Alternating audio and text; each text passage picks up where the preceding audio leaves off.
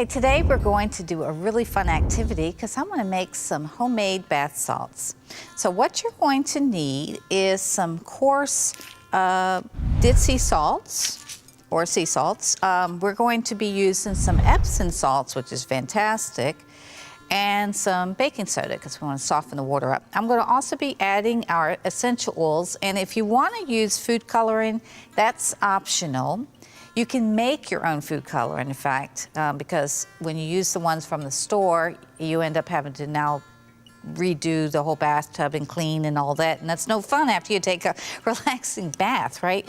So you're going to want to get a copy of the Organic Beauty with Essential Oil book. This is one of my books that I have over 400 recipes. I've got tons of recipes for bath oils, scrubs, lotions, facial creams, and everything, and lots of recipes for bath salts, so you're going to want to get that. But we're going to do one here. So what we're going to need is a large bowl that we're going to want to combine our 2 cups of Epsom salts. Just that alone would be fantastic, but we want to make them smell good and get some benefits from the essential oils. And I'm going to go ahead and add in my Epsom salts. And we just stir it up a little bit, mix it in, and our baking soda. This is going to make the water soft and be good for a nice, relaxing bath. Now, this is a lot, as you can see. So you could definitely use this several times. You don't need to use it all in one bath. You can just probably use maybe a ½ cup to a ¼ cup in your bathtub. Now for this recipe, what I want to use is we're going to go ahead and add in some sweet orange because it's very soothing. This one is, you know, it can be stimulating too or invigorating. It just depends on what you're thinking about for your bath. You might want to do a little research and find out which essential oils to use.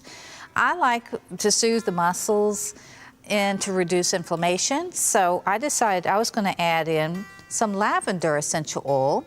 We're going to add that to the orange, and then I'm also going to be using cedarwood essential oil.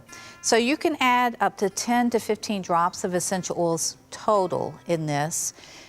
You can add just a few at a time. It depends on what you're looking for. Now, if this is a gift, you might want to go ahead and put some color in here, but let's just go ahead now and go ahead and add these in. So I'm going to start here with my lavender. I'm going to go ahead and just sprinkle in about 4 or 5 drops.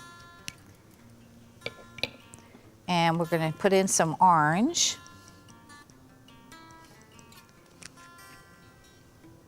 And our cedarwood. Cedarwood's great for helping you sleep at night.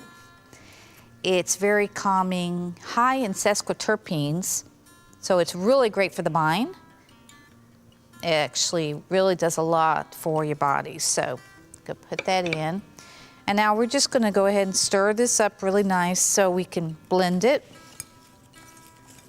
And the salts acts as a carrier, so you don't have to worry about the oils floating on the top of the surface of the bath. Wow, this smells so good. I'm looking forward to this. I'm going to take me a bath tonight. This is going to be fun. All right, so what we're going to use is you can use a cup or a spoon. I have this beautiful little canister that I bought to put in my bathroom, so I'm just going to go ahead and add these in here. You can use a cup or, you know, just get them into your container.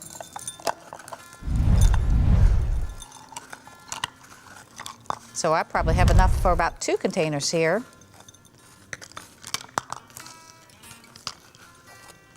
Okay, so I'm going to probably need about, add a little bit like that. It's very nice. This is great to just have out and smelling. Now, one thing you might want to use instead of the sea salts, you might want to use Himalayan salts. These are fantastic. These have about 84 minerals in them, so they're very good for the body.